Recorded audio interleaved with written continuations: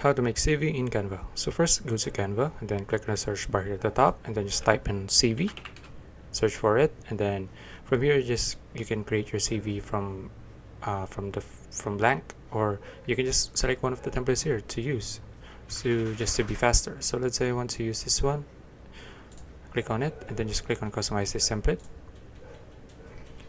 Now from here just need to edit all of this. So instead of this person's name and picture, you can just upload your picture here, and then instead of this name you can just, for example, I'll just edit it. So I'll just type in Jordan Brown.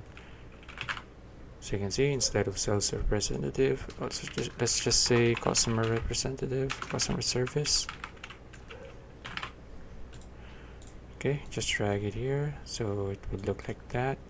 So, and as for the others here, you can just type in anything about yourself, your work experience, references, language skills, and education, and all of the information about yourself. Okay, once you've done that, you can just download it, and yeah, and there you go.